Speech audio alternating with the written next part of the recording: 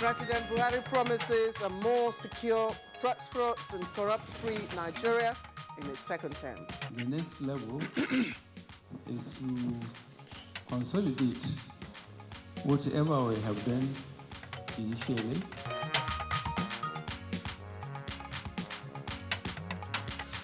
Nigerian Air Force deploys additional aircraft to flush out bandits. We really want to minimize civilian casualties. That's why we need more intelligence.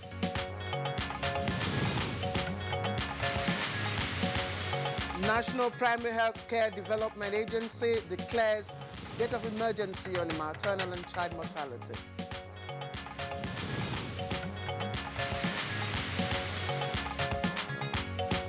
On Good Morning Nigeria today, we shall discuss distance learning education as well as students in discipline in tertiary institutions.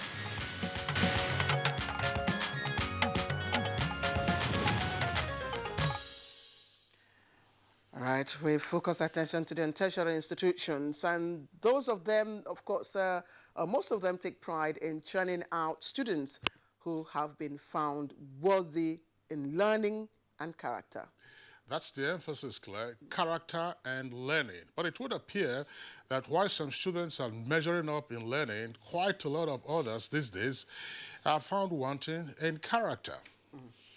All right, Kingsley, of course, the trending incident on social media days ago, it was all over the social media and people, talked about it, about an angry parent who stormed the private university in a particular region to flog his 18-year-old son, reportedly for squandering the sum of 800,000 naira, of course, given to him for his fees and other academic expenses. Kingsley, quite ridiculous.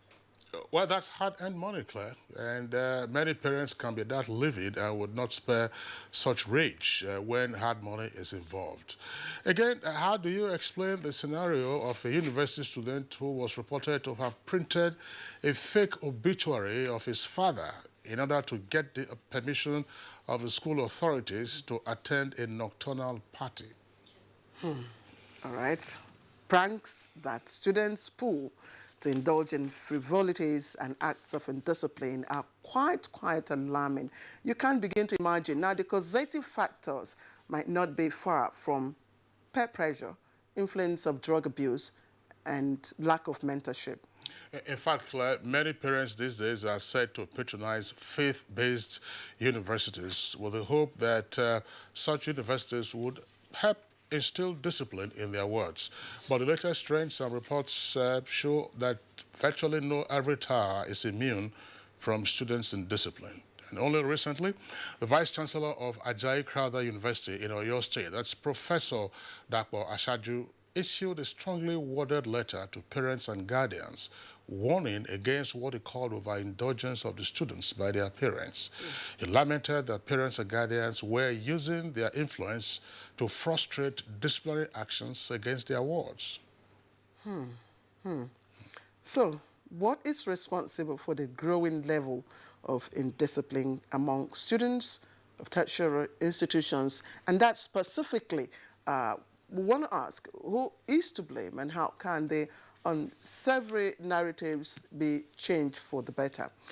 We will have our guests to speak to these issues. Of course, that's in the course of today's program, today's edition of Good Morning Nigeria. Kingsley, we also have another topic. That's right. We shall also be taking a look at the prospects and strides of distance learning education in the country, using, of course, Ahmadu Bello University Zaria as the point, as the saying goes, of contact.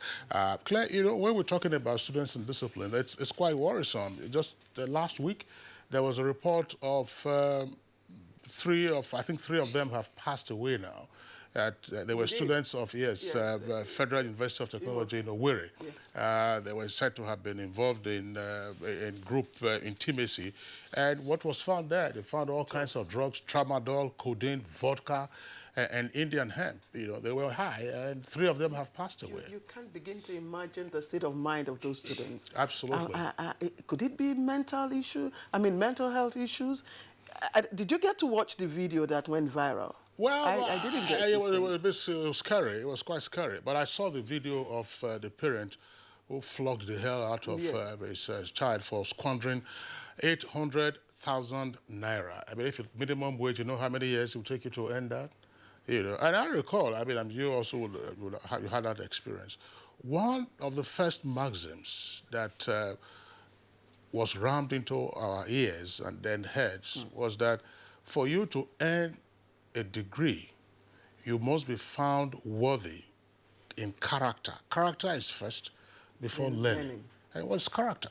So probably we've left out the character. And pursuing learning. And pursuing learning. And there are all challenges, of course, with so-called freedom. You have teenagers who come in, you are free, and then you run into challenges. But that's our conversation issue later on the program. My name is Kingsley Osadolo, and I welcome you to today's edition of Good Morning Nigeria, as always on the network service of the Nigerian Television Authority. It's a live broadcast, and we are reaching you from our Abuja headquarters studios. I'm Claire Delabo Abdul Razak. I'd like to also thank you for always making this program your breakfast program, of course, before leaving your home.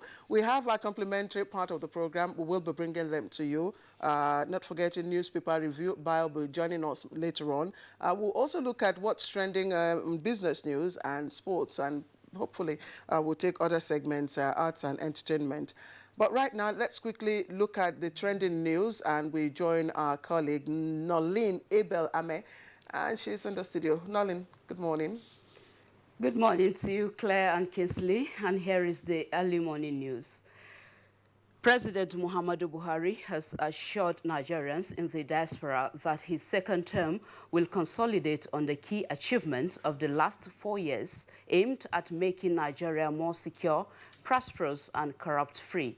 The president was speaking when he hosted the Nigerian diaspora in the United Arab Emirates.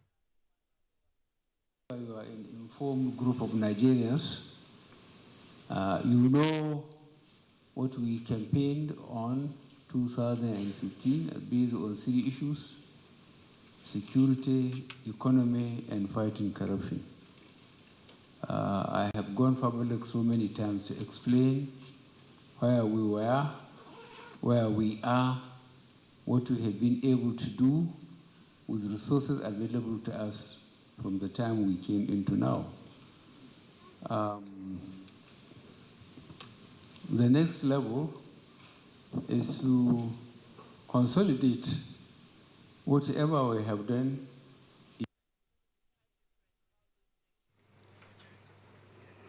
President Muhammadu Buhari has condemned the recent violence in Kaduna State, which led to the death of 20 members of the Adara community. In a statement by the Special Assistant to the President on Media and Publicity, Garba Shehu, the President also condemned the resurgence of cultist killings in Rivers State and ordered for increased community and law enforcement action against its escalation. President Buhari appeals for peace and decries the ongoing culture of an eye for an eye that has fueled a number of attacks and reprisal attacks, with the 2 communities at different times suffering casualties in Kajuru and Kachia local governments in Kaduna State.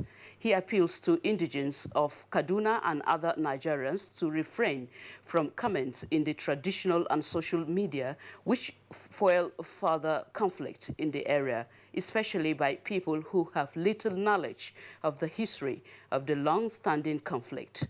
President Buhari, who condoled with those who lost loved ones in the attacks, also made a special appeal to traditional and religious leaders to be cautious with their comments on the conflict, insisting that whatever words they share publicly should not be inflammatory, but be inspired by an interest for peace. The Minister of Defense has expressed concern over the security challenges in the northwest, particularly in Zamfara, Sokoto, Katsina, and Birnin-Gwari axis of Kaduna State. A statement by the Public Relations Officer to the Honorable Minister of Defense, Colonel Tukur Gusau, says, due to the recent prevailing security situation in these states, the ministry, through the Nigerian Army, is conducting exercise Harbin Kunama 4 simultaneously in concerned states to effectively flush out the activities of criminal elements. The Ministry of Defense, therefore, wishes to warn any person or group of persons who choose to connive for or sympathize with the bandits to perpetrate crime against citizens to retrace their steps or face the full wrath of the law. It said the armed forces have been directed to deal decisively with anybody identified helping the bandits under whatever guise, no matter how highly placed the person or persons may be. Similarly, the Nigerian Air Force has deployed more of its air assets to flush out bandits unleashing terror on communities in Zamfara and other states in the northwestern parts of the country. We really want to minimize civilian casualties. That's why we need more intelligence. We need more intelligence, and again, and I'm appealing to local communities, try and tell us as much as you know about where these people are, so that most of these airplanes can actually hit them precisely. The Katsina State Police Command has inaugurated the Inspector General of Police Special Squad, codenamed Operation Poof Adder, deployed to Katsina State to combat banditry and kidnapping, among others, in the 8 frontline local government areas of the state. And partner with the Nigerian Police Force, I also wish to warn all persons within the communities aiding bandits, either by way of information or provision of logistics, like fuel and food items, to desist from such unwholesome practice. Nigeria's cultural centers have been described as national investments which serve as avenue to promote Nigeria's tourism sector. Minister of Information and Culture Lai Mohammed made this submission as he defended the 2019 budget estimates for the culture sector of the ministry before the Senate Committee for Culture and Tourism. A center where we put in huge amount of money every year, it's better for us to take care of it, and if possible, it can generate money for us. We are very mindful of this, of the importance of this culture, especially for the foreign image, international image of Nigeria, and we are sure we'll do everything possible to ensure that the money gets there and is used for the purpose. And on health, the high rate of maternal, newborn and under 5 mortality, coupled with inadequate country efforts to reverse the trend, have led to the declaration of a state of emergency on maternal and child mortality by the National Primary Healthcare Development Agency. This was at the presentation of the agency's strategic approach to rapidly reduce such mortality. On maternal, newborn, and child deaths occurring at the primary healthcare and community levels, and a decision to establish a national coordination center within NPHCDA to provide oversight on RMNCAH+N activities at the primary healthcare level. The International Monetary Fund, IMF, sees global economy slowing and is urging leaders around the world to handle the delicate moment with care. Leah Katun Babatunde at the 2019 spring meeting reports that the IMF says trade tensions between China and the US will likely affect commodity exporters like Nigeria, as lower oil prices are expected in the year 2019. Sure that policy uncertainty does not further weaken investment. For Nigeria, the important price that does matter is what's happening to commodity prices. And if, because of the trade tensions, there's going to be a weakening in global growth, that can have a larger negative effect.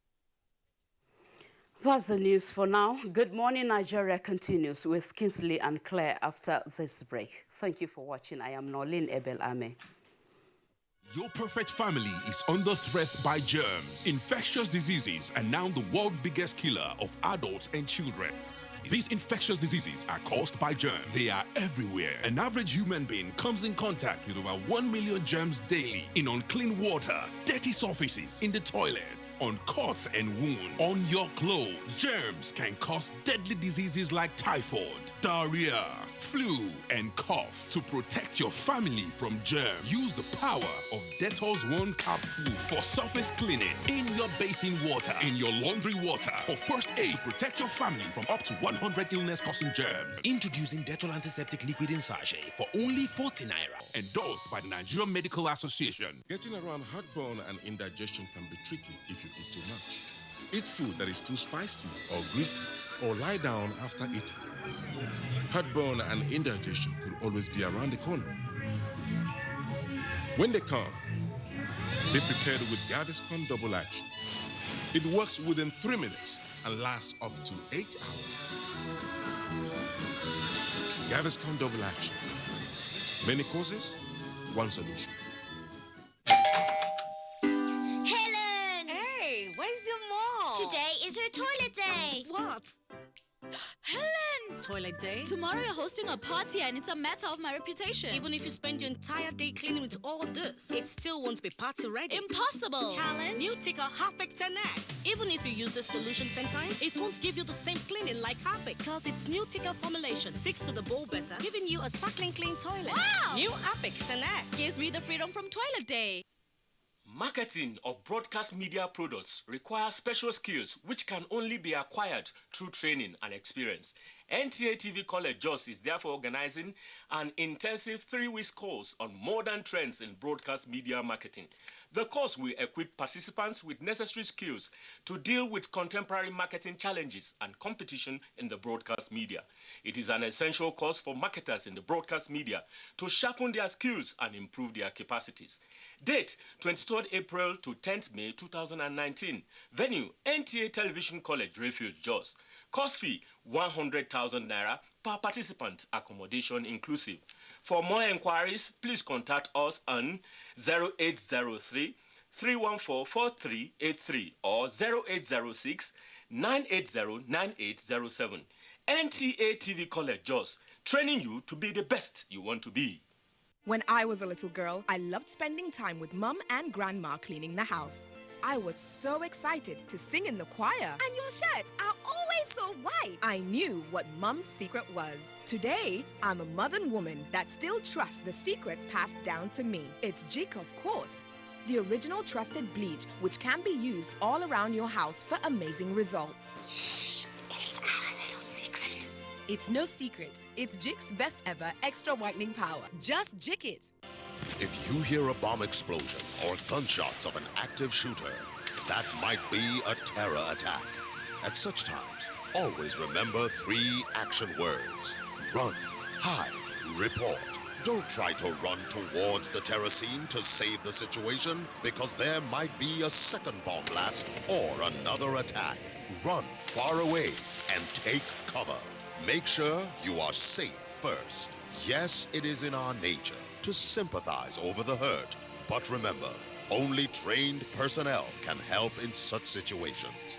When in a secured environment, promptly call relevant authorities and help will come. For anonymous reporting, call 09630-3250-5 or 0813-2222-106. If you see something, say something. Nigeria unite against terrorism. This message is brought to you by the Federal Ministry of Information and Culture.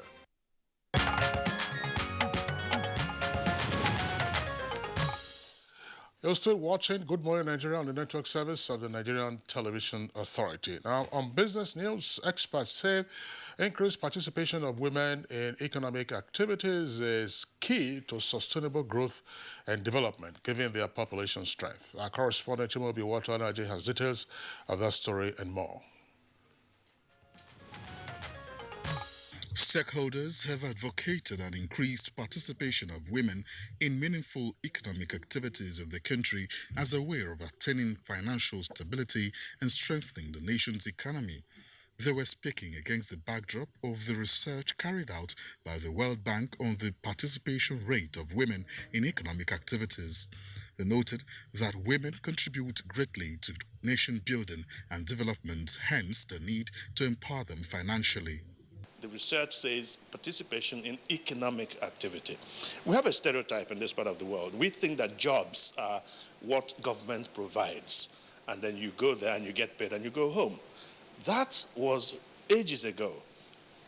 Nowadays, employment is what you generate, what you create for yourself. So women in particular have a lot to contribute in the economy. The participation rates that the World Bank has been speaking about are actually in economic participation, not necessarily in politics.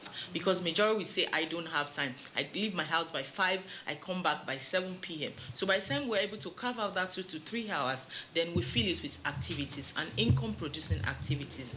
Meanwhile, the federal government has trained 1,954 young people in Abuja between August and December 2018 through the Abuja Enterprise Agency. The training is in government's bid to reduce the rate of unemployment among the youth and ensure self-reliance through entrepreneurship. So far, about 32 million naira is being spent to equip the trainees with starter packs to help them be gainfully employed and engage other young people through the Train the Trainee initiative of government. And for Nigeria generally, it is expected that this will grow the economy. I believe it will help us achieve the SDGs Goal 8. For more on business news, here is a graphic representation of trading figures at the floor of the Nigerian Stock Exchange.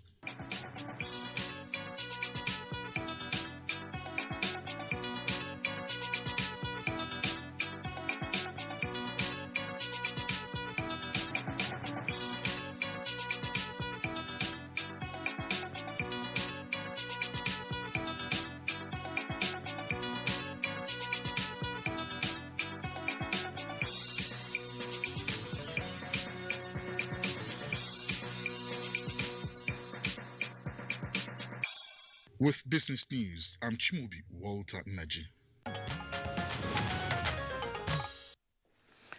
All right, thank you, Chimubi Walter Naji, for the business package. Of course, the papers are quite busy on their front pages. We're taking a look at that right after now.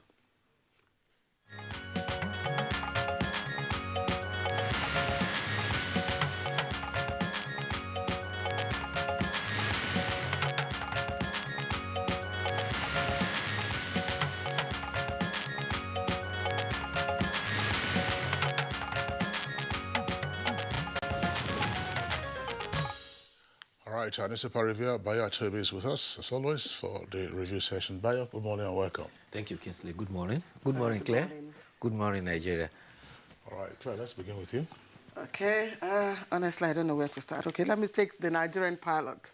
And the Nigerian pilot leads with legislative matters. And it says, Senate approves 2019 expenditure framework. And it comes with a number of riders there. Retains oil production at 2.3 million barrels per day. Crude oil benchmark is set at $60 per barrel. Exchange rate remains at 305 naira per dollar. Budget deficit reduced from 1.86 trillion to 1.64 trillion. An absence of appropriation committee's report delays budget passage. And quite a number of other trending stories. Let's take a look at the one just below the nameplate. INEC budgets 45.5 billion naira for 2019 fiscal year. And you see that story, of course, fixes November 2 for Kogi in Bayelsa gubernatorial polls. And just beside that, I'm still Imo governor. Stop impersonating Okorocha, tells Ihedioha. You can find the details of that on page 11. Let me take you a little below the picture story, and you'll find quite a number of trending stories right there. The other, Buhari condemns renewed killings in Kaduna and Rivers. You'll find details of that on page 9. Woman remanded over husband, son's rape. Death of 13-year-old girl on page 9. And you have 14 killed as bandits vigilante exchanged gunfire in Katsina. And of course, Rep Special Panel says PENCOM frustrating 33 billion naira fund probe. All right. Let me take stories from the leadership. Leadership lead story shows says NAF, that's Nigerian Air Force, and police take battle to bandits, say their end in sight, with 3 riders there. President Muhammadu Buhari condemns renewed violence in Kaduna and others. The Defense Minister fingers traditional rulers in Zamfara killings. Influx of passengers on Abuja-Kaduna rail overwhelms Nigerian Railway Corporation. Let's see the composite photographs there. The composite photographs there on the front page of the paper of that's Nigerian leadership newspaper. You can see some of the assets of the Nigerian Air Force being deployed to tackle the bandits in the northwest part of the country. Now, returning again to the top of the paper, below the nameplate, there are stories on the budget. Claire already read some from the Nigerian pilot, but this is leadership newspaper. 2019 budget, that's the kicker. 37 Senate committees here to submit reports. With 2 riders, senators pass MTEF, that's the medium-term expenditure framework, and peg exchange rate at 305 naira to $1 US.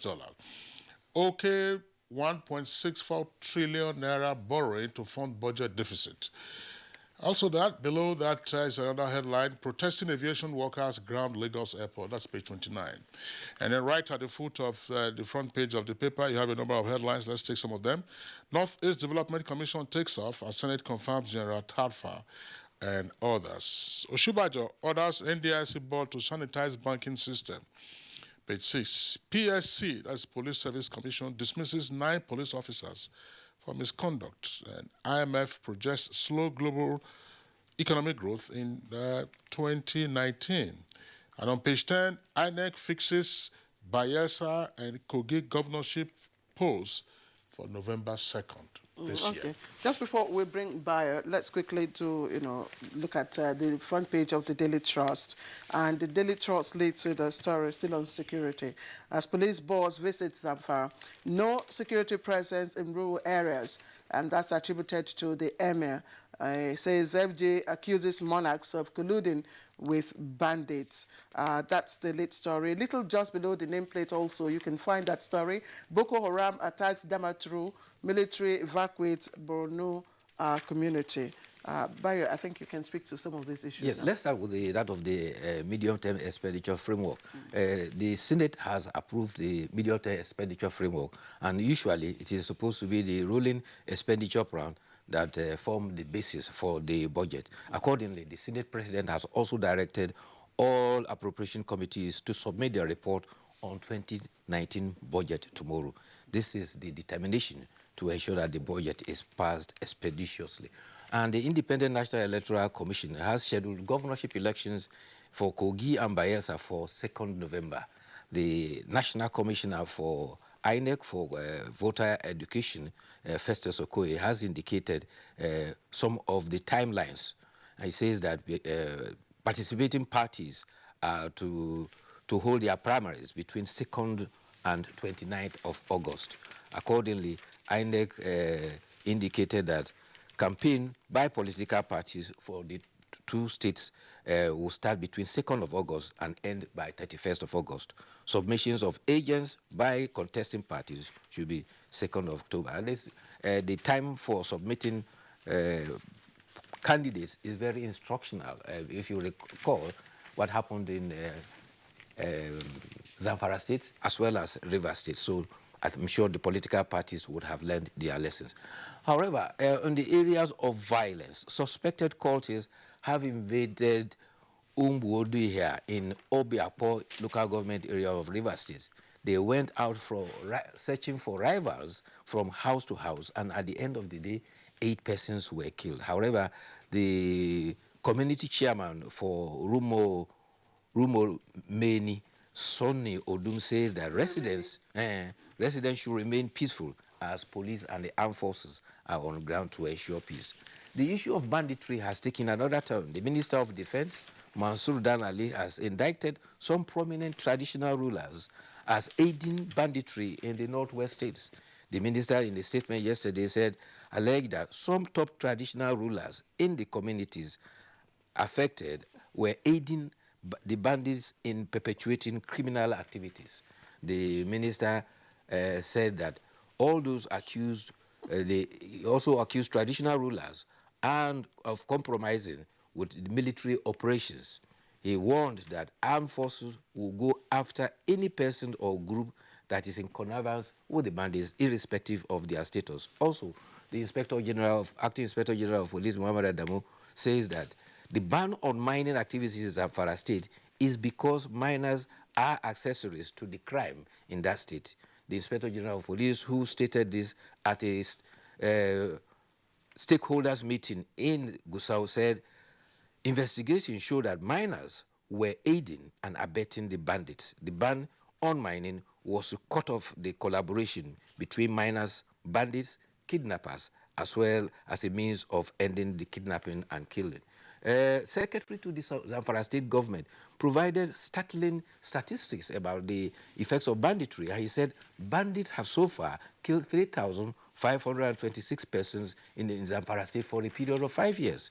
Professor Abdullahi Shinkafi says that 500 villages have been devastated and as many as 8,219 persons were injured from clashes with bandits, while 13,000 hectares of farmland have been destroyed. This was why alarm was raised that food scarcity was looming in Zamfara State because the mainstay of many of the people are actually farming.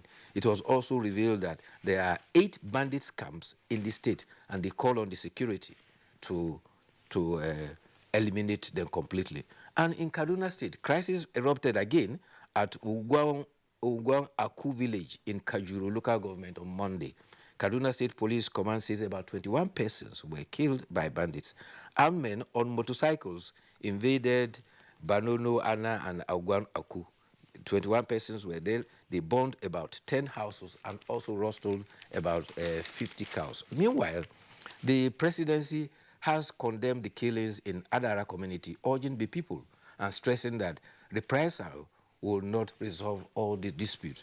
The spokesman, the special assistant to the president on media, actually drew attention and he stated that it is appalling that the issue of an eye for an eye in Kajuru is escalating the crisis. He cautioned traditional and religious leaders to avoid inflammatory comments on the conflicts. He says that a statement by special assistant has indicated that the resurgence in cold killing in River State is also a matter of concern to the president. He says increased community and law enforcement has been ordered to stem all that is going on. My yellow card is up. Yellow card. All right. I think actually Bayo's stick notes, the color is yellow. So okay, I'm going to get a red card. I'm going to get a red card. I'm going to get a red card. Not yet. I mean, we saw the effect of a red card the other day during one of those matches. Let's take a look at our editorial this morning. It's from the Daily Independent newspaper, and it's at page 16. The headline, as the saying goes, speaks for itself. Time to end estimated and prohibitive electricity billing. Well, the editorial is lamenting that despite the challenge of poor electricity, consumers are still belabored with estimated billing. And the implication is that the power providers estimate that in a specific period of time, you are expected to consume a quantum of electricity. Whether electricity is available or not, they bring the bill and they expect you to pay. And consumers are resisting. And they have also pointed to the fact that the estimated billing has been resisted by consumers, and also the Nigerian Electricity Regulatory Commission has been a little bit complicit on the estimated billing. They said domestic and commercial consumers are calling for prepaid meters as a means of ensuring that they pay for what they consume.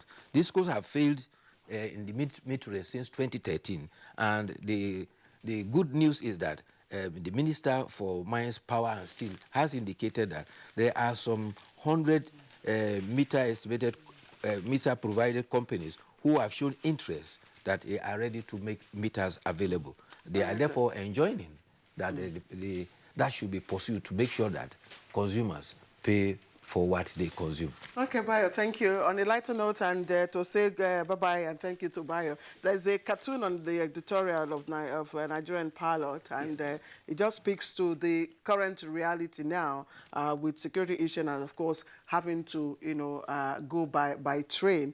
And you see it there, the lady is asking the chief, of course, why are you rushing to board the Abuja-bound train like this? She asks. And the man, of course, you see there, says, you are crazy.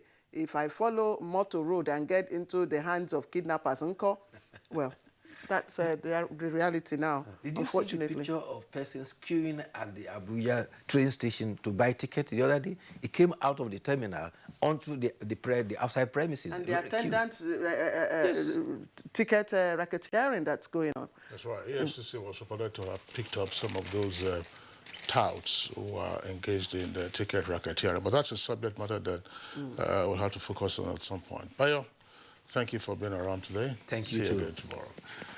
Okay, it's Good Morning Nigeria on the network service of the NTA. We'll take a short break now. When we return, first we'll take on the distance learning program of Ahmadu Bello University, and thereafter we go straight into student indiscipline in tertiary institutions. I'm a professional electrician, and I only use the best cables in Nigeria. Nokako is one of Nigeria's most leading cable manufacturers. Nokako carries out rigorous quality control tests on its products at every stage of the production process, so its high quality is maintained throughout the full length of the conductor that meets both national and international standards. These cables are manufactured in a state-of-the-art cables and wire plant equipped with the most advanced machinery and processes. Nokako is certified by the Standard Organization of Nigeria and is an NIS Diamond Award winner. Be like smart by Nokako.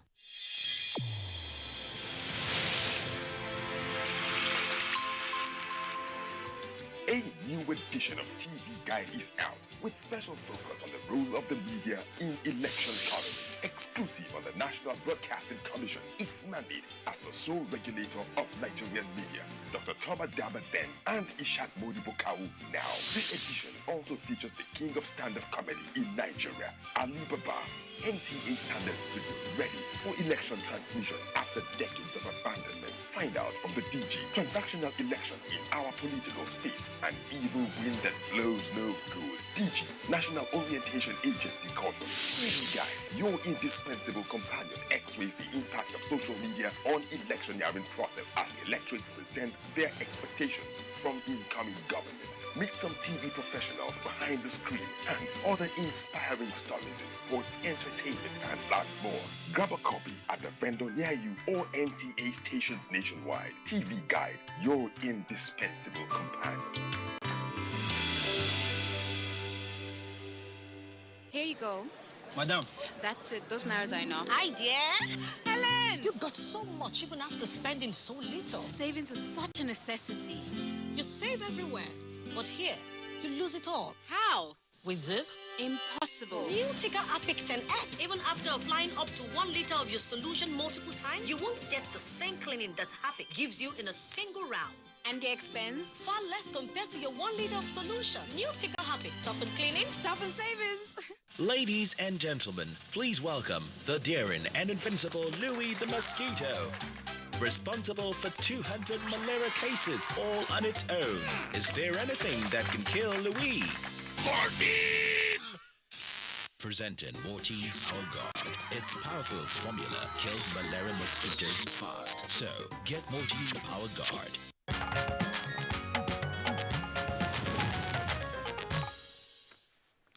All right, let's now take our first conversation. Of course, we said earlier, it borders on distance learning education in Nigeria. We'd like to find out the strides so far and the prospects made, of course, using the ABU as, of course, our, well, we will say, test case. We have joined us here in the studio, Professor Adamu Zorka Hassan, who is the director of Ahmadu Bello University Distance Learning Center, DLC. Thank you very much, Prof, for joining us. Thank you very much, ma'am. We also have right here with us Professor Aminu Dorai, who is an academic advisor, ABU Distance Center. We'd like to thank you very much, sir, for joining us. Thank you. All right, gentlemen, welcome. Let's begin with the director of the Distance Learning Center, that's the DLC at Ahmadu Bello University, Professor Adamu Hassan. Tell us, what has been the story of the distance learning program at ABU? Well, the distance learning program at the Ahmadu Bello University came into being largely due to the inability of the Ahmadu Bello University to accommodate all those who desire to come into the university to obtain undergraduate as well as postgraduate degrees or qualifications in Ahmadu Bello University. Consequently, the Ahmadu Bello University decided that since technology has now made it possible to expand education, why don't we invest in technology and ensure that all those who do want to earn ABU degrees actually earn these qualifications. So this primarily informed the decision of the Ahmadu Bello University to venture into distance education. And an approval was sought for and obtained in 2016 from the National Universities Commission. And so far, it's been a good ride. How long have you been offering that service? Well, this is our third year. We got an approval in 2016. And we've now been offering it for the past 3 years. Yeah. Now, tell us something. What is the difference between your distance learning program and part-time programs?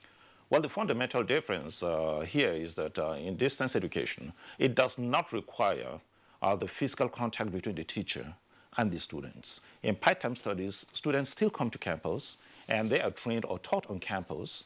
It's simply that you move it more towards the weekends, where it's not in conflict with the on-campus programs. In distance education, on the other side, there's no need actually for contact. You bring in technology, the instruction is largely online, you have tutorials running, and even with the tutorials, we use the Facebook Live for tutorials and some of these things. So actually you cut down the direct contact between the student and so that's the fundamental difference. How many students do you have enrolled on the distance learning program so far? Well, at the moment, we have about 2,600 students. We've been running the MBA, the Masters in Business Administration program, for the past 2 to 3 years. And of recent, the National Universities Commission has graciously given us approval to deploy 4 undergraduate programs, the BSc Business Admin, Public Administration Economics, and the Bachelor of Nursing Science, in addition to the postgraduate diploma in education. So now we have 6 programs that are running. I'd just like to ask, Kingsley, you offer degree courses, you also offer postgraduate degree courses. Now, in terms of duration, time frame, distance learning, does it also have an elongated time frame? Or is it within Unlike the part-time study, actually, for distance education, the whole thing hinges on flexibility. The student actually determines largely how long he or she stays on the program. In the ABO distance learning model, we run 3 semesters in an academic session. So a student who wants to move faster can actually partake in all 3 semesters. A student who doesn't have the time or the resource to can slow down his or her studies such that it meets, the time available to you as a person. So the student largely is the captain here.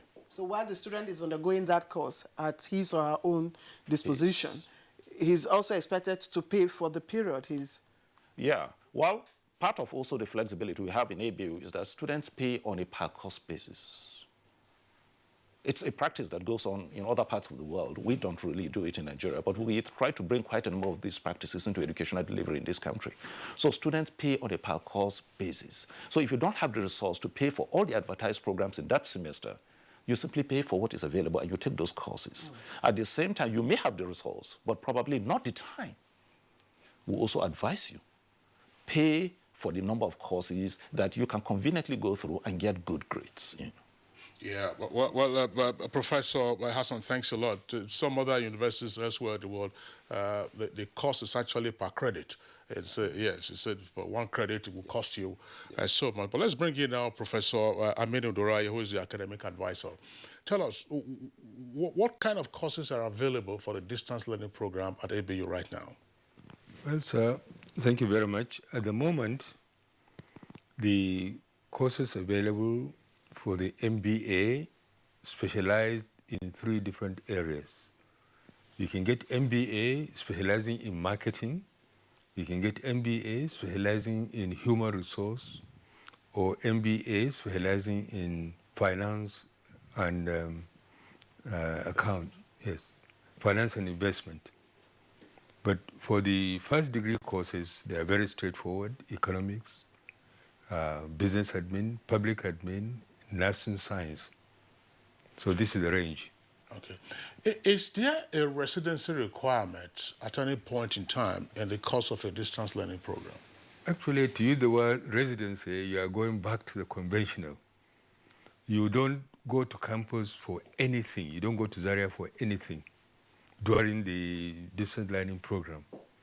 But you must show your face with your credentials on admission, with the original credentials, to ensure that you are the owner and they are your papers. Secondly, you also show your face during all the semester examinations. So if I may just chip in something there. Actually, there is a requirement that students are expected to come in for an optional tutorial on campus, which is usually 2 weeks preceding the semester examinations. In our first experience, where we tried to have that done in Zaria, the attendance was extremely poor. And considering the security situation in the country, people don't want to move up and down. And we took that into consideration, and it was an eye-opener to us. So immediately after that, what we decided to do was that the same tutorials are running in Zaria, but we are streaming them on Facebook Live.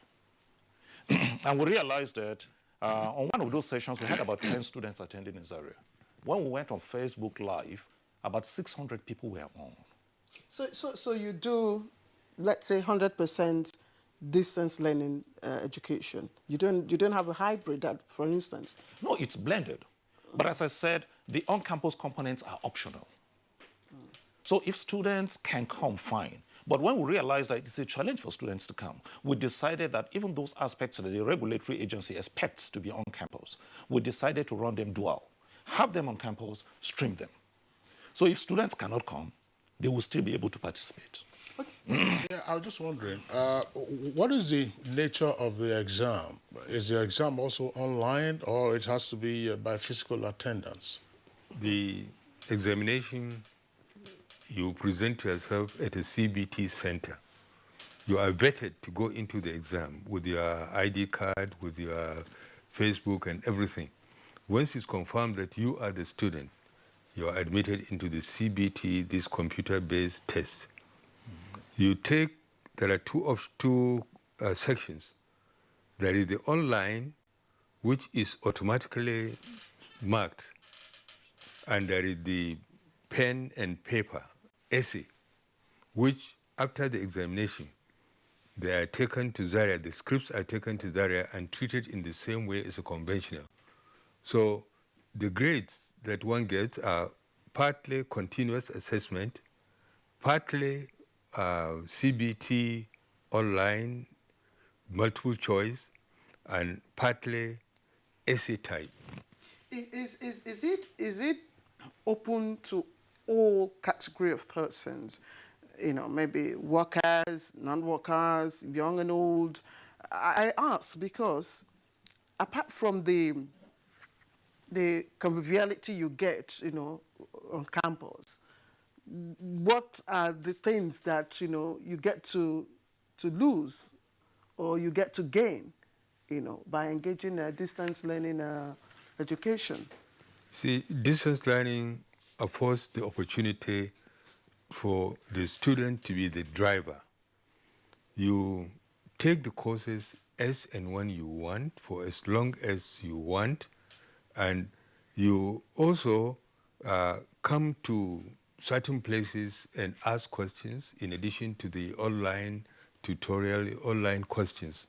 So really, and also there is no age limit.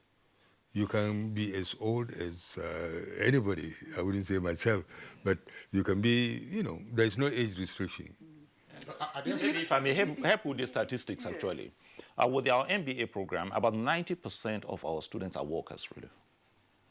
They are bankers, they are working, they are sales reps, and quite a number of things like that. So largely individuals who, by virtue of their vocation, cannot come to campus and stay on campus are largely those who are at the moment patronizing the distance learning program.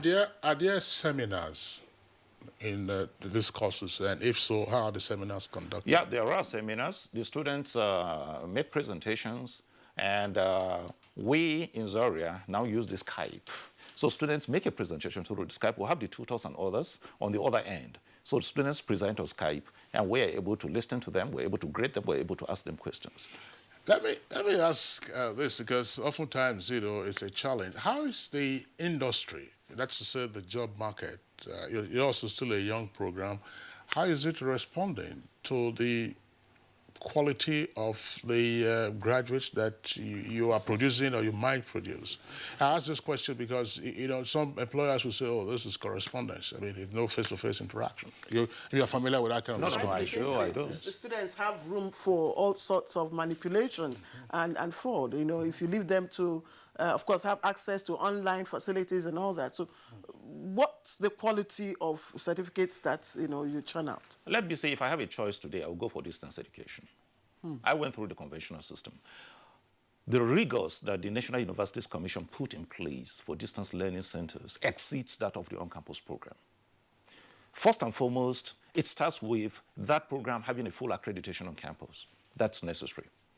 And then the accreditation for distance learning begins from that point. You must have the IT infrastructure on ground. You must have the personnel who are well tutored in online facilitation and every other thing. The NUC must see your course materials, vet the course materials, pass them as being adequate. So by all standards, distance learning, as far as I now understand it, students receive a quality of education that's probably even better than the on-campus environment. If you take out the socialization on campus, that is one thing they miss, of course. But other than that, as far as the quality of instruction is concerned, one key thing is to put together a single course material. You require about 8, 9 individuals coming together. You have the courseware developer, you have the reviewer, you have the language reviewers, you have the IT people coming in as instructional designers, as graphics individuals, you have the final editing and everything. So what the student gets is a product of about 8, 9 individuals. Unlike the on-campus environment where I go to class and I talk in class, I give what I have. Here, we're giving you what about 8, 9 people have. All right. Now, what does this cost on the average per course? In the Ahmadu Bello University, we depend for undergraduate programs, we charge 15,000 naira per course. For postgraduate programs, it is 20,000 per course. That's to say, let's say in a semester you might have 4 courses. Or yeah, possibly, yeah. That's right. All right.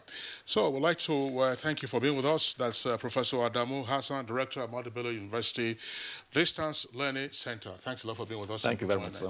We also would like to appreciate Professor Aminu Doraye, his academic advisor of the ABU Distance Learning Center. Professor Doraye, thanks a lot for being around. Thank you. Okay, it's still Good Morning Nigeria. We'll take a short break. Team huddle. But we lost. Don't be tired, guys. This isn't a loss. It's a practice for winning. Nothing makes a mother prouder than seeing her child growing up. But I know as he learns to lead, he'll face even more dirt, germs, and risk of illness. That's why in changing seasons, you need strong Dettol protection. Because Dettol protects from up to 100 illness-causing germs. Growing up needs Dettol protection.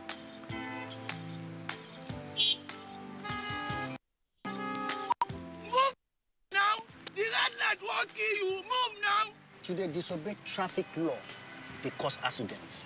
Me, I don't talk, say, I no go to do them again. Because change begins with me. Cross the other side of the road. I will no longer endanger my life crossing the express. Instead, I will use the bridge. Because change begins with me.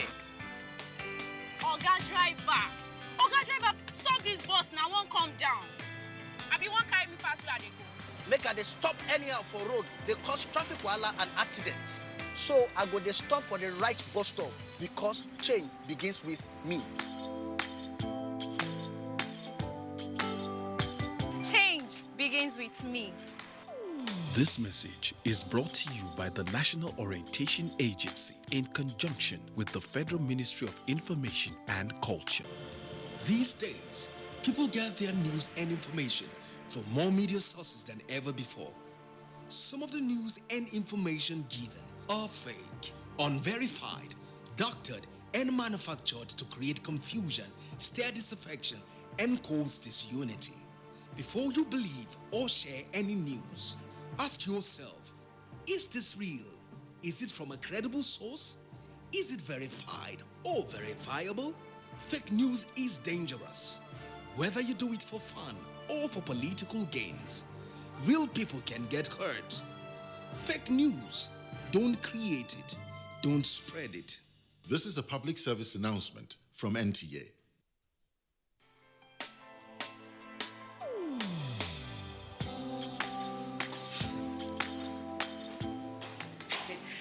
Chief. Good morning, sir. You are here already? No. Now my spirit day, my body day for house. What kind of question is that? Were you not the one that fixed this meeting for 8 a.m.? You are now coming by 10 a.m. and start asking me job questions. But Chief, now, I'm sorry.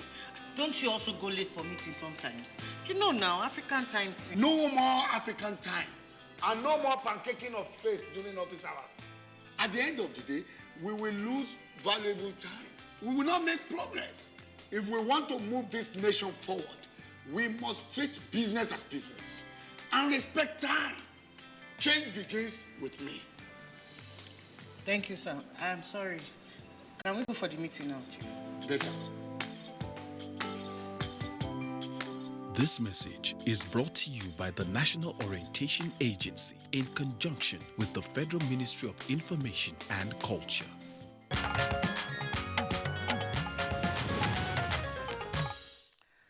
All right, conversation 2. Well, you're watching Good Morning Nigeria, and it's live on the network service of the NTA. Let's begin this, next conversation on students in discipline in tertiary institutions with a background there, and it's put together by our correspondent, Serafina Okon.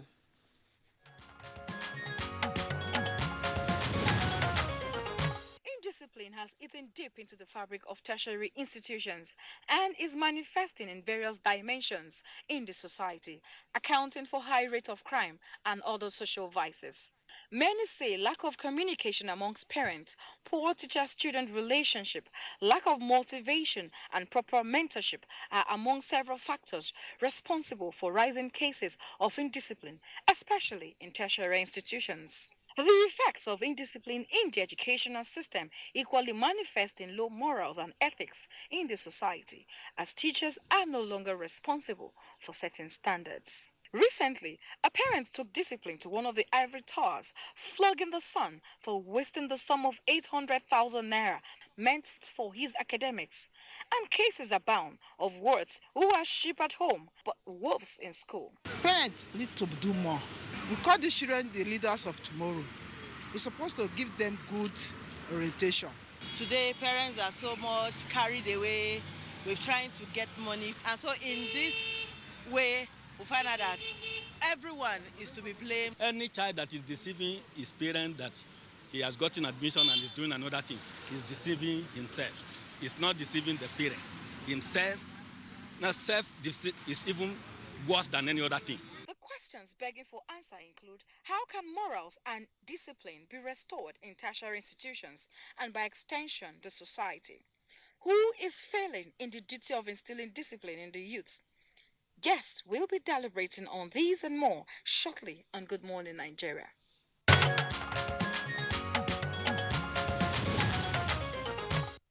All right, thank you very much, Serafina Okon, for that background. We have with us in the studios as well as other network centers to discuss this issue.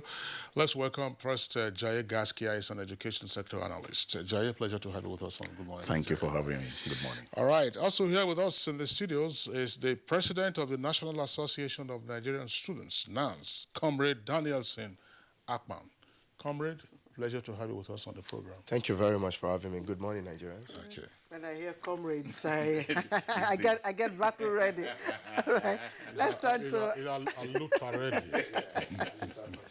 All right, in our Maiduguri studio, we have Professor Aliyu Shuguba. He's the Deputy Vice Chancellor, Academic Services, University of Maiduguri. We'd like to thank you, Prof. Shuguba, for joining us. Claire, for having me. And from our Benin Network Center, we have Professor Ernest Izevige. He's former Vice Chancellor, Benson Idahosa University in Benin City. Prof, thank you very much for joining us. My pleasure. Thank you for having me. Good morning, Nigeria. All right, all right. Well, gentlemen, you're welcome. I mean, if you tuned in when we started the program, Claire and I were having banters on some of the reported incidents of student indiscipline.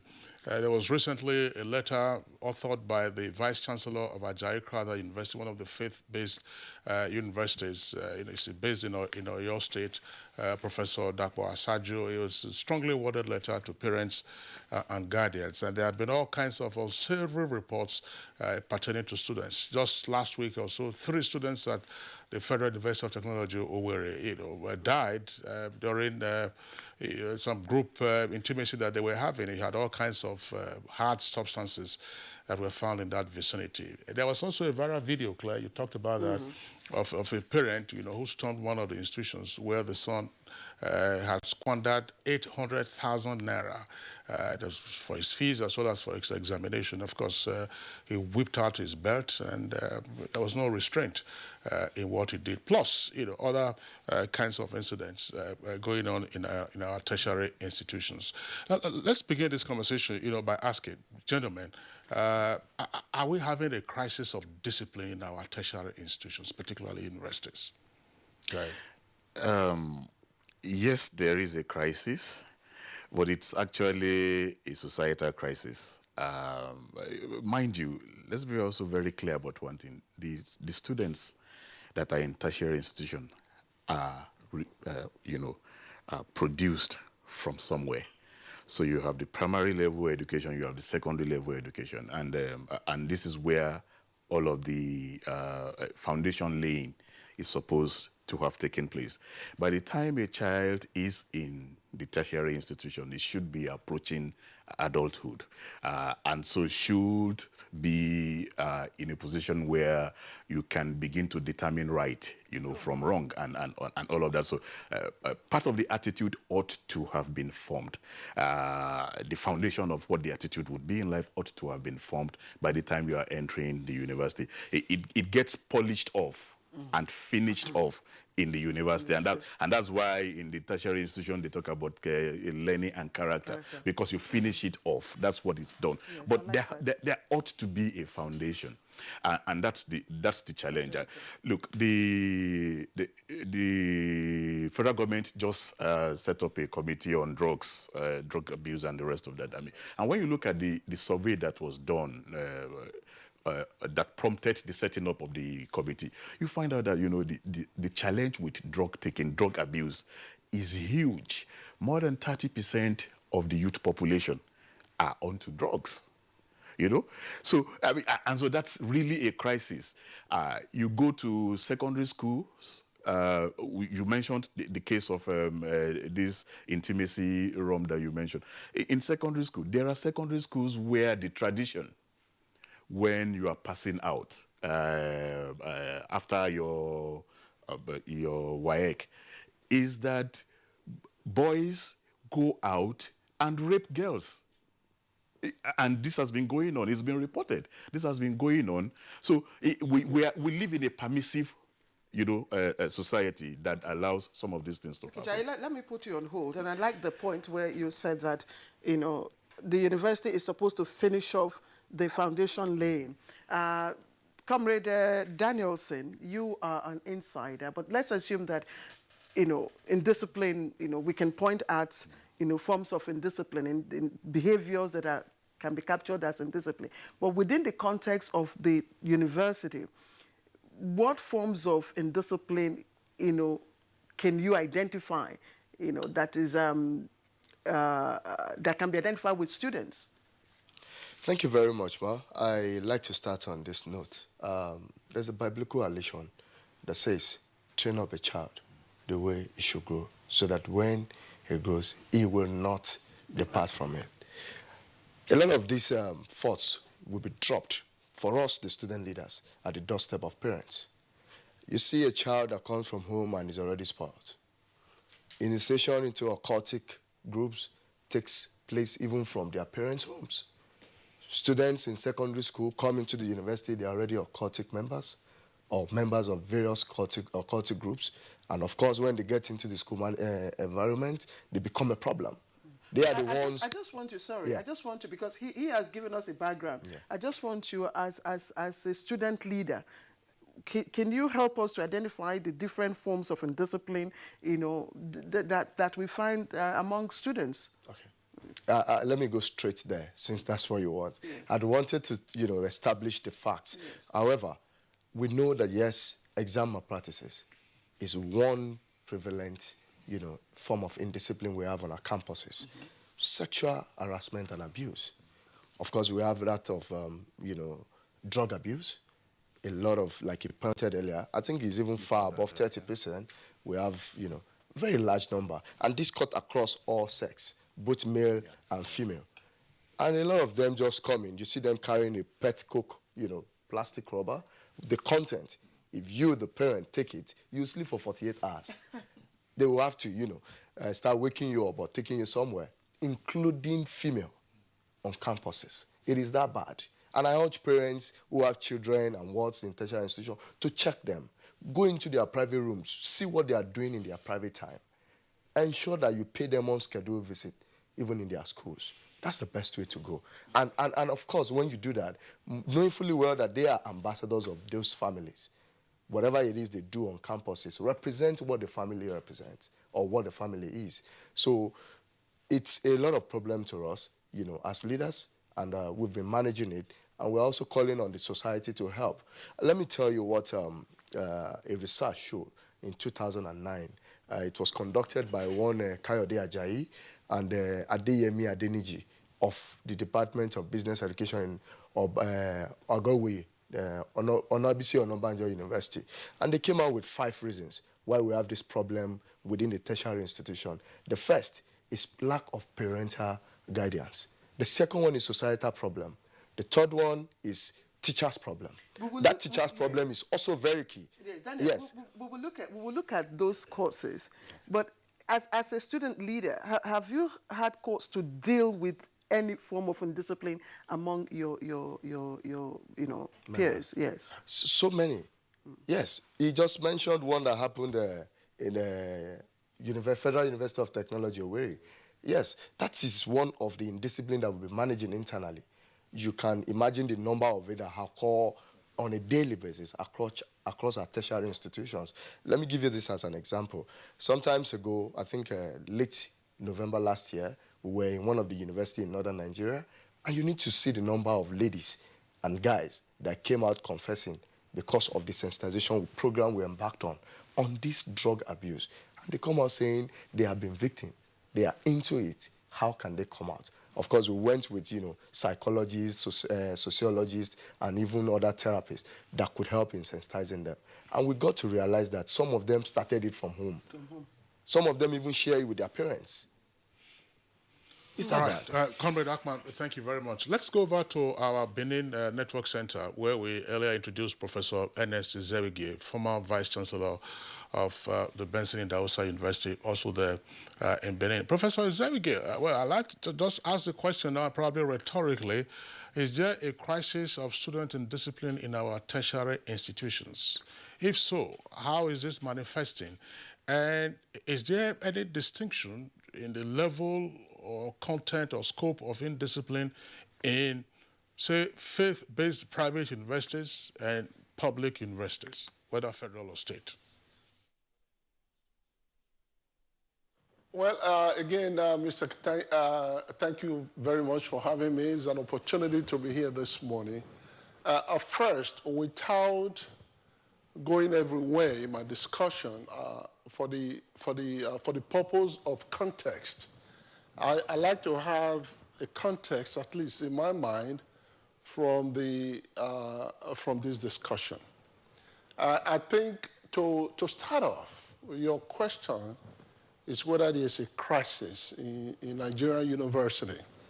I want to agree with my colleague, the policy analyst, that say yes. A crisis is a situation that requires immediate attention. So because of what is happening in Nigeria, I think this is the propitious time. This is the right time to be having this sort of our discussion at this time. So the second part of your question, whether there is a difference between faith-based university and other university, that would be very difficult for me to answer. But I'm going to try to do my best to try to answer that, because my experience is limited to Benson Idausa University, a faith-based university. So having that experience, I have nowhere to calibrate it or to gauge it with what obtains in federal or state university.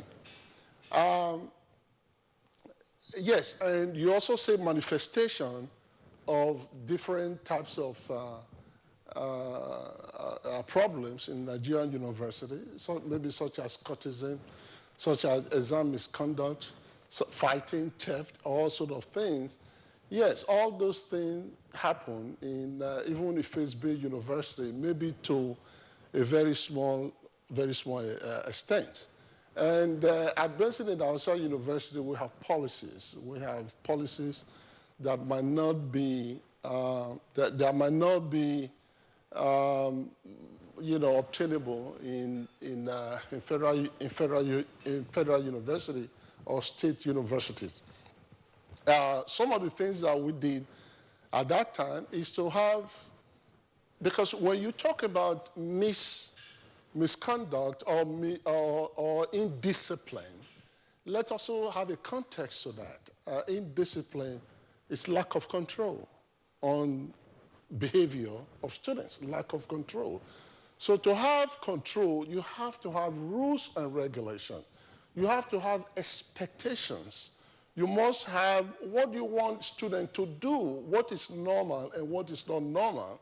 Then there must be sanction in the student handbook, clearly stated out, clearly spelled out, that violations of a particular order, a particular rule and regulation will lead to particular sanction. And to adhere to these rules and regulations is very, very important. One of the speakers also said just now that we live in a society that is very permissive. In other words, people can do things with impunity. They do things, get away with it, because nothing will happen. So at Benson Idausa University, we're very, very strict. Anytime one or a student contravenes a policy or rules or regulation, we had a zero policy, regardless of who you are. A student is a student is a student. There was no selective application of the rules and regulations. I think when we get to that level, those things will help. All right, let's turn attention to Maiduguri, where Professor Aliyu Shugaba, Deputy Vice Chancellor, Academic Services, is. Professor Shugaba, Comrade Danielson talked about the fact of prevalence of drug use among students. That's during the research or outreach they conducted in some northern schools. Of course, talking about drug use and such indiscipline behavior. Can you give us a picture of what is happening, in that part of in that area in your university, for instance? Well, thank you very much, Claire. Issues of indiscipline is of great concern to universities, not only in Maiduguri, but in the country generally. Issues of indiscipline like drug abuse, sexual harassment, cultism, and many other things thrive in the universities.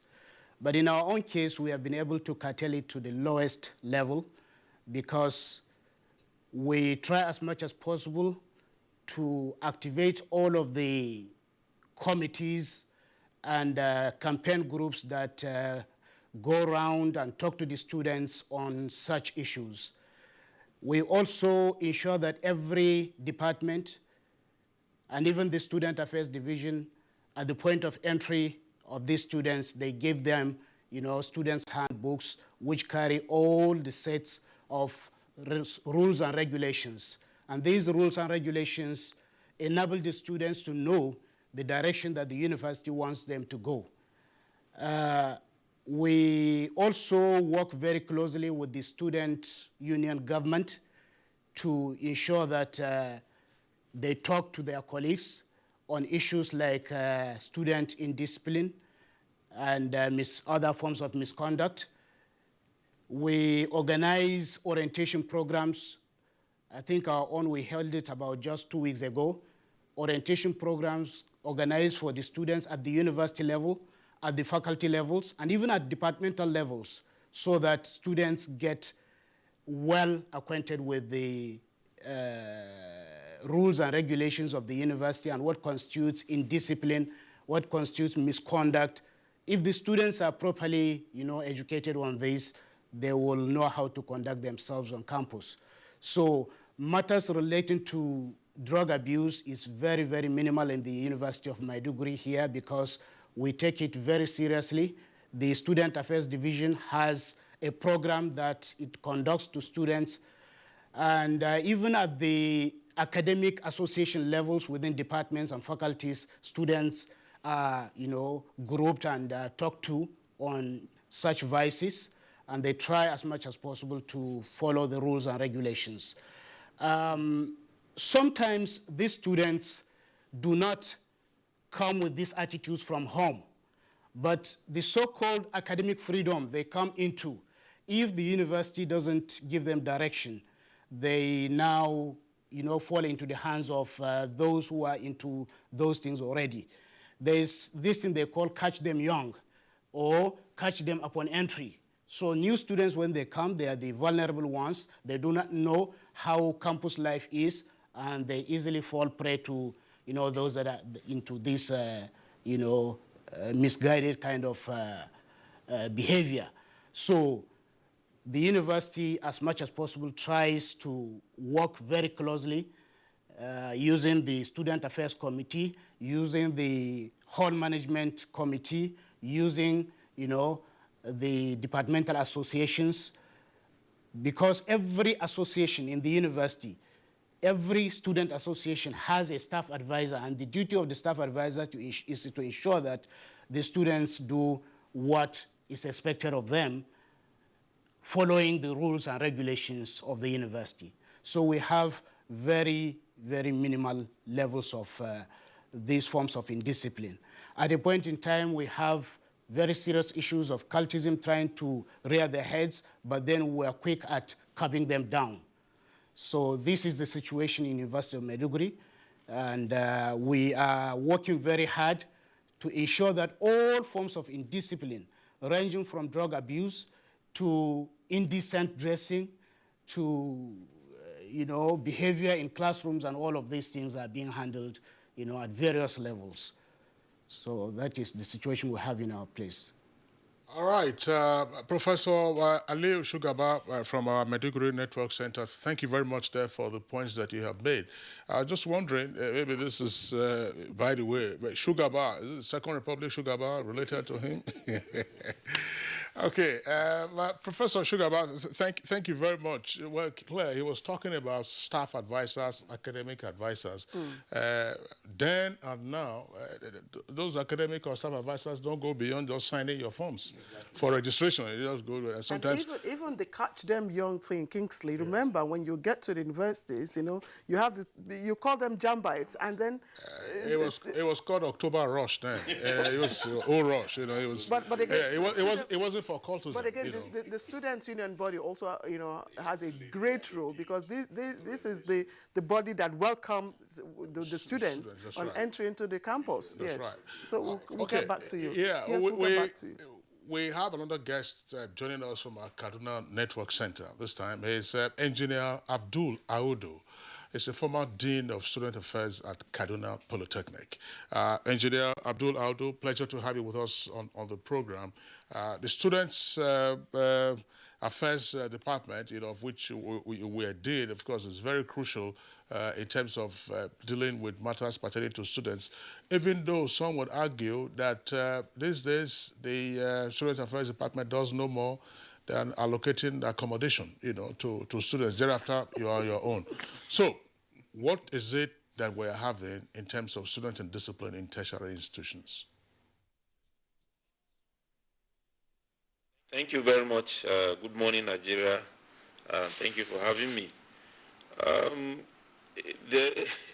When you say the Student Affairs Department does no more than issuing accommodation, and then after that the student is left to himself or herself, it's actually not correct.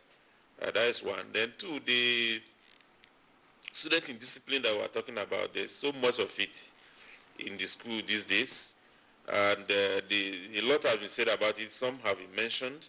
I don't need to go over them. But the Office of the Dean Student Affairs, if you all recall, it was established as a result of the 1986 crisis in tertiary institutions in Nigeria, and the Abuja panel report recommended that something should be done to cater for students' issues straightforwardly. Thereafter, this office was established, the Office of the Dean of Student Affairs was established in all schools. And particularly in my own school, we already had the Office of the Deputy Registrar Student Affairs, who was in charge of administration. So what obtains in Kaduna Polytechnic is that the Deputy Registrar Student Affairs takes care of the administrative aspect, all those issues of hostel allocation and the rest. But the Office of the Dean Student Affairs faces the student problems squarely without any distraction. So the cases of indiscipline, they are all there in various ramifications. And like my colleagues have said, some come from home, some come from the secondary school. In fact, the secondary school is the feeder to tertiary institutions. If the foundation at the secondary school level is not properly laid, there's no how the students will come to the tertiary institution and be a good student or a disciplined student. And this indiscipline, cultism, drug abuse, harassment of colleagues, and so on and so forth, they are there in every tertiary institution. But what happened during my own time as Dean of Students was that all over Nigeria it was identified.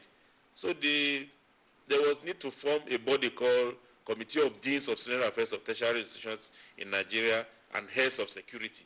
So we come together to do peer review almost every quarter, and in that way we were able to exchange a lot of ideas. I'm talking about I was dean between 2005 and 2011, and we used this to stem the tide of so much indiscipline in our various tertiary institutions. And as has been said already, every school, every tertiary institution is supposed to have a guiding rule standing for all students, no matter who the student is. And ours come in the form of what we call Student Information Handbook. And from time to time we review this depending on the trend, how student indiscipline evolve, indiscipline matters evolve. Even dress code became an issue very seriously, and you all know the way students dress these days, the way they behave, the way they go about unkempt in terms of even hairstyles and so on and so forth. Here in Kaduna Polytechnic, we do not tolerate people behaving like that, because even the way you dress shows a lot about how you think about what you do and how you relate to others. So we have had to come out with so many committees that will deal with various cases. And the Student Affairs Committee never wasted time in dealing with any student. So, and in the Student Information Handbook, which is given to every student on admission, the various offenses that if you commit, you get into trouble and you'll be dealt with, were all laid out in those handbooks. And like I said, when you compare notes all around, and even with some institutions outside the country, you discover that it is the same trend. So, but here we domesticated our own problems and dealt with them squarely the way it should be. So issues like cultism reared its head during my time. We did our best to bring it down. Issues of sexual harassment was there to some extent that some students even use weapons in attacking female students, we also dealt with that, because once you are caught, you are summarily expelled, or in some cases rusticated, as the case may be, after due process anyway. You may be suspended, then later you can be tried with, before a committee, and then the disciplinary committee will recommend whatever is supposed to be done to you to the school management. So over time, we were able to build a culture of discipline among our own students here. But that does not mean that it has been totally eliminated, because there are other crimes that are also other offenses that we feel injurious to the school environment, even abuse of the environment. You see students, despite the fact that there are conveniences in their hostels, they will tell you they don't want to contract toilet disease. They will defecate openly.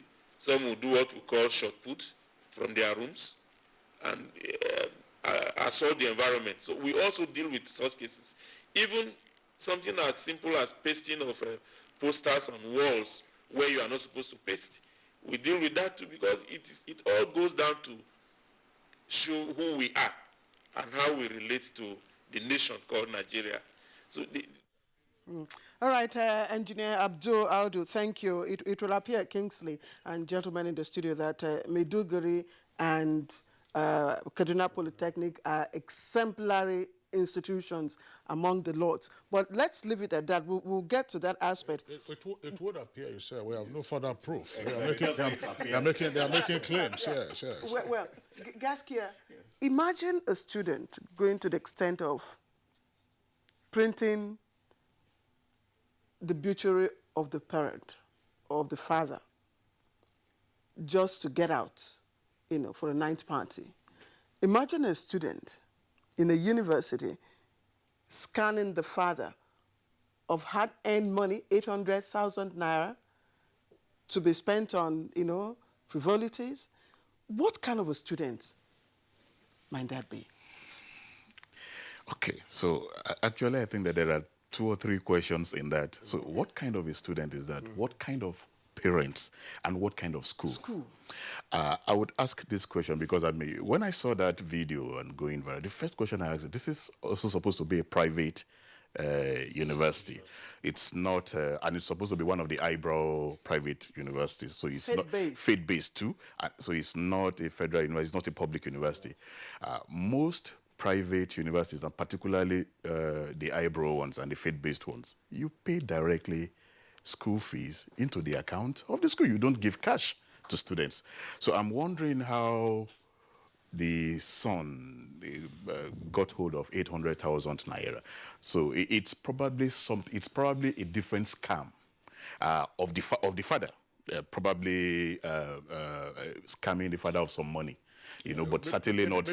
Maybe by installments. By installments, exactly. And then the father got to know at that point and then came to the campus to actually now sort the issue out. Yeah, but having said that... What about the one that printed? Yeah. I mean, that's why I'm saying that even having said that, we need to then situate this in its proper context. When we just before you were talking about back in the days and the rest of that, part of the challenge that we have right now and where there is so much indiscipline right now, apart from the general indiscipline in society, in our campuses, is also because we are having campus, and that is for me, if we do ever get to do a comparative study, we may find out that some of these private institutions have lower rates of certain forms of indiscipline than public institutions, but they would have higher rates of certain other types. And the reason for this is simple. The private institutions have manageable populations, numbers of students, because if you go back to what the former Vice Chancellor said, indiscipline is about breakdown of control, is about a breakdown of systems, the systems that have been put in place to control. You are supposed to have staff advisors, but you have an association of 1,000 members, and you have one staff advisor. There's no way that staff advisor can give the necessary attention. You have classroom, because every lecturer in a tertiary institution is also supposed to be, is a parent in locus. It's called parent in locus, you know. So it's supposed to also be part of the in loco parentis. They're supposed to also help in the bringing up. But when you have a classroom, a hall, a class that is supposed to be for 100 people, you have 500 people there. There's absolutely no way you are going to be able to give personal, individual attention to anybody. The student unions. But these are supposed to be rational adults. Yes, in the university. Yes, I agree with you. But just look at it. Just look at rational adults outside. If rational adults that are older than these ones in the universities, any society in the world where there are no systems of control, or where you can break those systems with impunity, you are going to have indiscipline. It's the nature of human being. Right, Jai Gaskia, thank you very much. I would like, Claire, let's return to the former Vice Chancellor of Benson in Dausa University before we come back to Comrade Akman, who is incumbent president of NAS. Professor Ernest Ezewige, what we are seeing now in terms of the crisis of indiscipline in our tertiary institutions, is it freedom gone haywire? Freedom, because the age for admission is 16 years.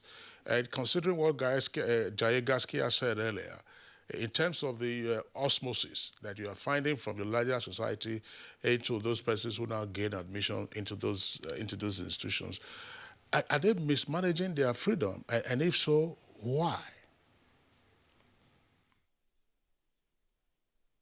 Again, thank you for that beautiful question. I can, at Benson Dausa University, we do, our students do enjoy some level of freedom. We do have other things that other universities do not have. We have a very stringent, we have stringent dress code because our founder, the former Archbishop, Benson Dausa, he had a slogan that says, dress the way you want to be addressed. So the whole time, every staff member at Benson Dausa University, if you are a guy, you wear tie. If you are a female lecturer, you wear nice skirt and nice blouse. The same thing extends to our students. Then the issue of freedom, I don't think so. That maybe some of them, at least in Benson Dausa University, they enjoy too much freedom because these students, believe it or not, we have curfew, we have bedtime. We have bedtime, 10 o'clock, you should be in your bed, 10 o'clock. If you are not in your bed by 10 o'clock, there's a sanction, there's a fine that you pay. So in the past, people have argued and said, these are adults. Why do you have to regulate bedtime and something like that? The answer is simple. We are a faith-based university. Because you can afford our price, it doesn't mean you belong here. We have student code of honors that you will have to sign saying that you will abide by those rules and regulations. The student signs and the guardian or the parents will also sign. So everyone knows what he or she is getting into. The expectation from the university, is communicated clearly to the, to the students. Then there is another component, another element here, the issue that my colleague has spoken about already, concerning I agree with him that the rate of contravention, the rate of violation or crime in a private university is lower than what you get in government university. But I have to be very, very careful because I don't have empirical data to support that. But on average, one will expect that certain things, certain violations, certain crime that you see in private university is much at a lower frequency, a lower rate than what you get, than what you obtain in private in government university. I agree.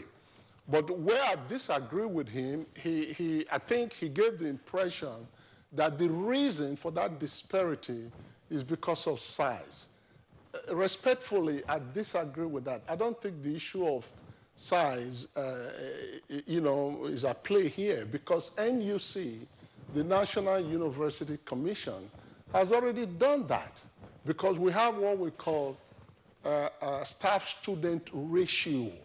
Staff-student ratio. In every department, I know in the social sciences, in every department, you're supposed to have a 1 to 30 students. For every 30 students, you are supposed to have one academic lecturer. So what this means, if you have 180 students then, which is the BMATs of NUC, you're supposed to have a minimum of 8 staff members, academic staff member, to go with that. So as the student population grows, there is a mechanism in the system to correct for that.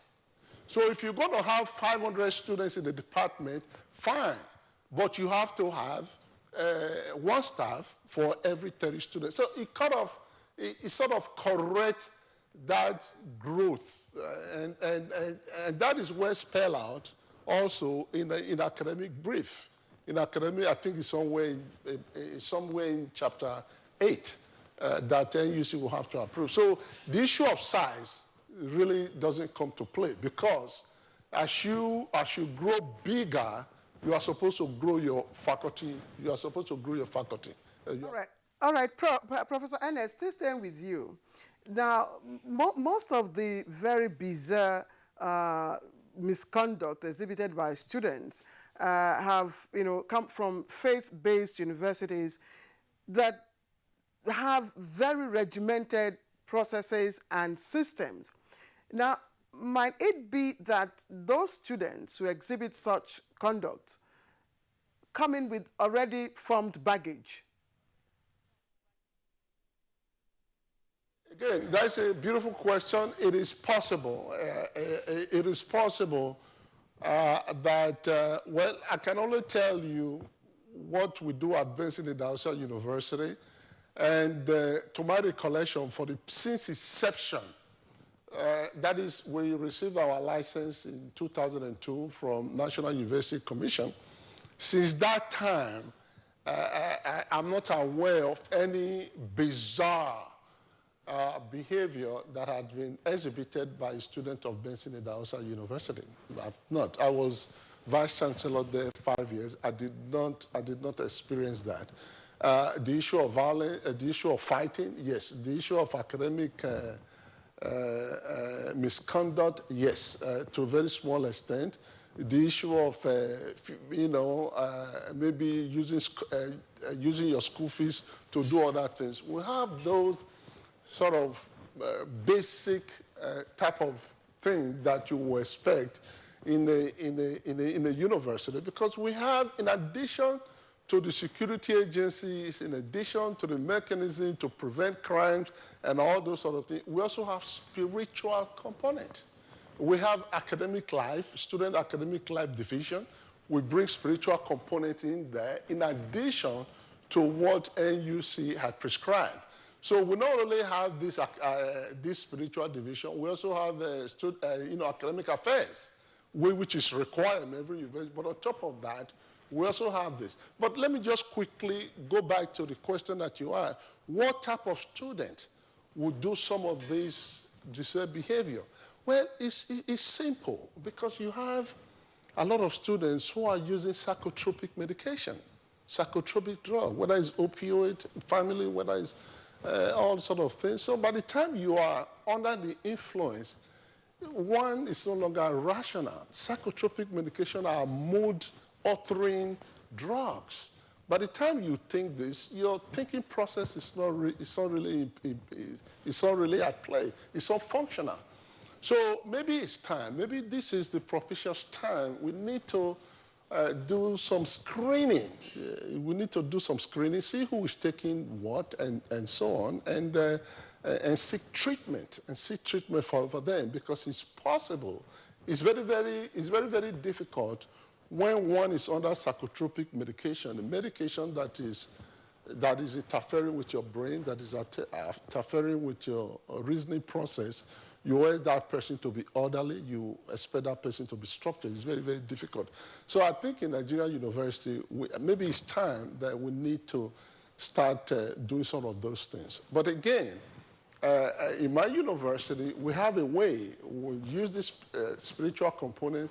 We also bring in drug experts to come and talk to the student, the need not to go into drugs, what psychotropic medicine can do for you, how they can affect your health, and you can also lose your life in the process.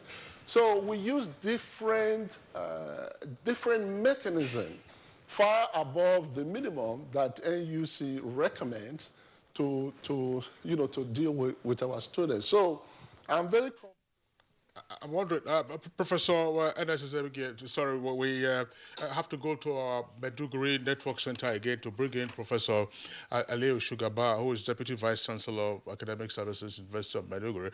Professor Shugaba, I still would like to pursue this question with regard to whether the manifestation of indiscipline that we are seeing in tertiary institutions is freedom gone haywire.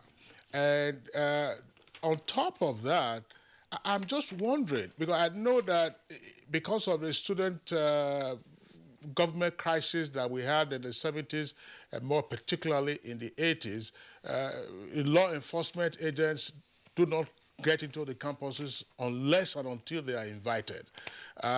Is there a sense in which these students who commit all these offenses or acts of misconduct, some of which are criminal in nature, feel protected by the four walls of their institution, and therefore to the extent that you don't have extra campus prosecution, then they continue with their bad behaviors?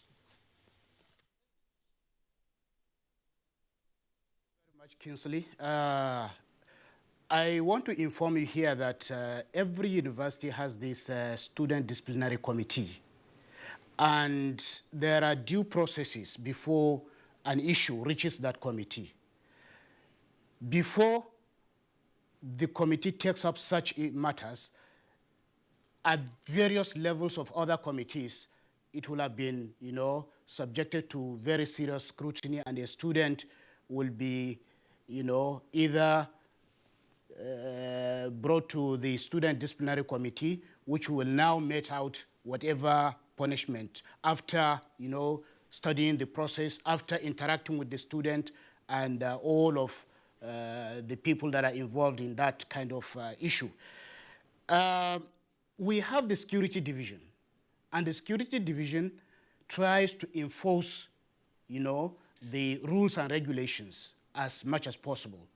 But if any student errs beyond what the security division can do, then he is now taken to the student disciplinary committee that will now look at the matter and decide on whether the student will be rusticated or the student will be summarily expelled or whatever.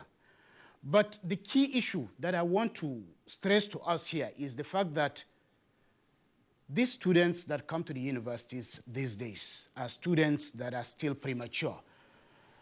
In those days, we used to have the advanced level, which the students go through, and it subjects them to process of maturity. When they become mature, they now come to the universities and will behave in the best way possible. But now we have a set of students that come from the secondary school, and parents have this attitude of, making their children sit for WAEC and jump right from SS1 or even SS2 without completing the secondary school curriculum. Sometimes they come into the university faking ages and things like that. And this is where the whole thing starts. But then, children are always children. When they come into the universities, it is the responsibility of the universities to ensure that all mechanisms that will put their behaviors under check are put in place. Like some of these vices, if we discover students have them, we have a center that has to do with counseling and human development. Students can be taken to that center for a kind of rehabilitation when they show, gross misconduct in some of their behaviors and this kind of things. So quite a number of, committees are in place to ensure that the matter doesn't even go to the extent of inviting the external, security, agencies to come in. In our own situation, in Maiduguri, because of the insurgency, we have had situation where we are currently having the military, the police, and other security agencies working with us on campus. And that one has helped a lot in bringing down quite a number of, misconducts and things like that. Perhaps the only thing we are dealing with, which doesn't have to do with the military and the police, is things like examination malpractice. But even that one, it has come to the barest minimum. We have been able to control it so much using the examination-related misconduct committee to handle, issues like that. So in our own situation, our situation here is so peculiar because of the insurgency. We have security agencies around the university and even within the university, and they are working with us to ensure that things don't go out of hand. So I want to agree with you that freedom misconstrued can lead to so many things, because the academic freedom, which the students misinterpret, is usually not is not for the students to go into a kind of indiscipline. It's not as if the academic freedom is for them to misbehave, but it is for them to socialize. Because they are coming from different backgrounds, they have to interact with themselves, either within their own departments or within the faculties, or even at their own tribal association, state associations, and things like that. They have to interact to know how people from other backgrounds also do things. This is in itself a form of education, but then they shouldn't go beyond the limits. There are regulations that govern such interactions, social interactions that are just put in place for them to know each other, for them to know how people from other backgrounds also live their own lives. Professor Shugubat, thank you. Let me return to the comrade now. Of course, he has inside perspectives to give to us. Some universities, indeed, you understand, have done well in terms of instilling, disciplinary conduct, in the students. And I must say here that a lot of people, parents, want their, children to go to, for instance, University of Ilorin. We know that that's one university today that you can talk. So what is it that such universities are doing right? You have all the handbooks and all the student union bodies and all that, yet we're seeing this kind of misconduct. So what are those universities doing right? Well, thank you very much. I'd like to mention that no absolute freedom that will not infringe on other people's rights. For institutions that have taken up the issue of discipline across all levels, they've ensured that they don't treat any student with any form of preference above another. You have institutions where children of highly placed individuals in the society are the one who indulge in exam malpractices. When caught, nothing happens. And those are the ones who want to follow suit. After all, this person did it, nothing happened. Maybe he's a child of one minister or governor or something. We have seen all of this happening in our campuses. But institutions where the management stamp their feet and authority that they will not allow anybody, no matter how highly placed, to default. No sacred cow. To default, their principles. They get things right. And other ones, both the minor ones, will also follow suit. We have institutions like you've mentioned, University of Ilorin, which is doing well. Nassau State University, which is my school, is an institution that don't care who you are, your background, where you're coming from. They deal with you squarely. And we've seen situations like in my school where the son of a governor in this state, who happens to be in the same institution, was caught indulging in drugs. And it was used as, as an example, as scapegoat. Which school is this? Nassau State University.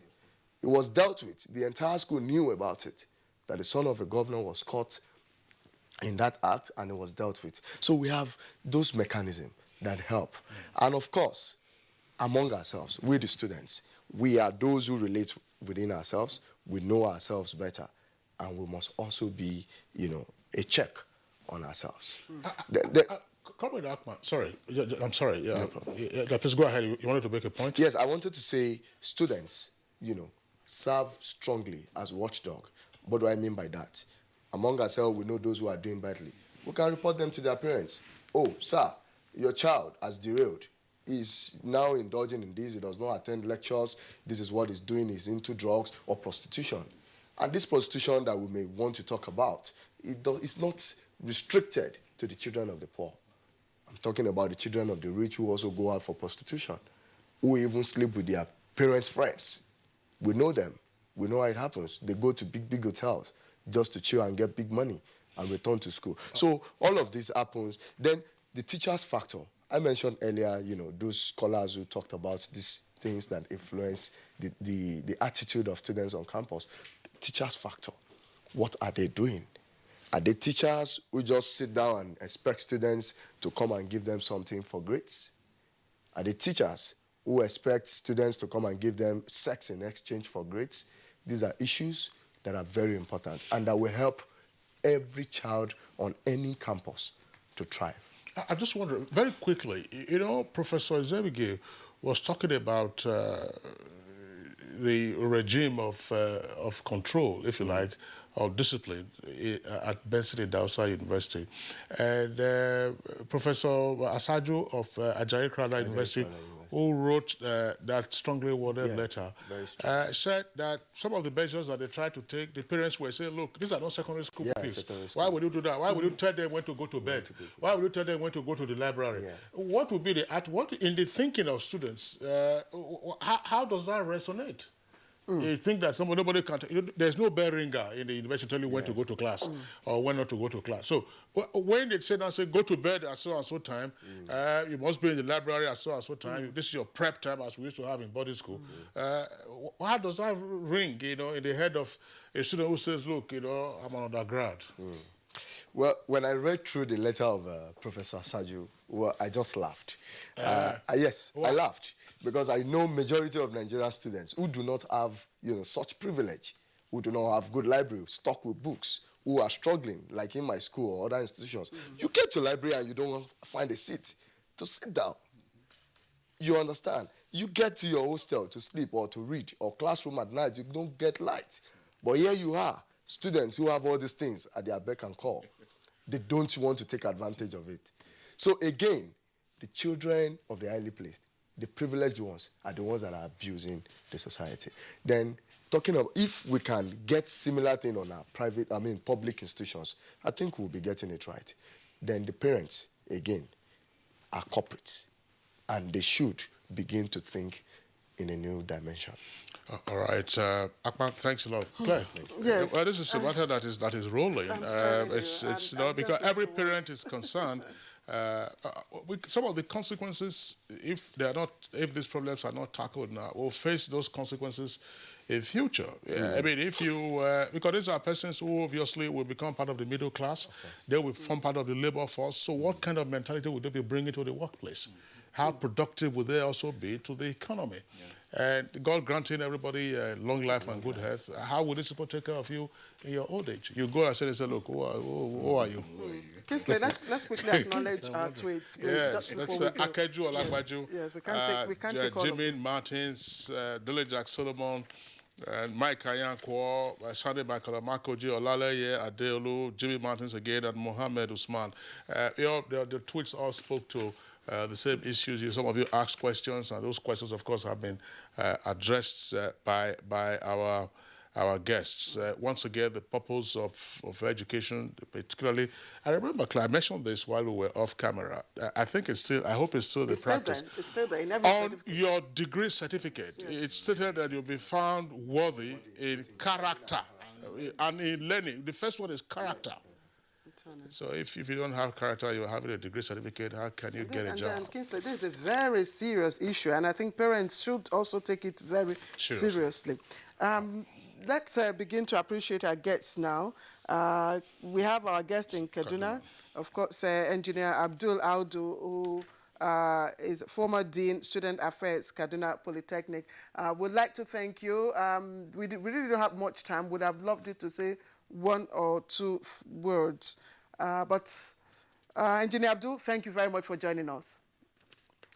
And we have Jaye Gaskia, education, of course, sector analyst. Many thanks to you for coming. Thank you. Comrade Daniel Sin Akpan, President, National Association of Nigerian Students. Many thanks to you for joining us. Thank you for having me. And in our Maiduguri studio, we have Professor Aliyu Shugaba, Deputy Vice Chancellor, Academic Services, University of Maiduguri. Thank you very much, sir. All right, and of course, Kingsley, we have our guest from Benin. Yeah, you don't want to pronounce his last name. Why are you running away from that? Former Vice Chancellor of Benson Idahosa University in Benin. Of course, he joined us from our Benin Network Center, Professor Ernest Izebigie. Professor Izebigie, thank you very much for your thoughts on our program this morning. All right. All right, thank you. Thank you. Kingsley, you got me there. All right, we'd like to thank you for tuning in. Good Morning Nigeria returns tomorrow, same time, 7 o'clock in the morning. Until then, do enjoy the rest of your day. I'm Kingsley Osadolo. I am Claire Adelabu Abdul Razak. Bye-bye. Do join us again tomorrow.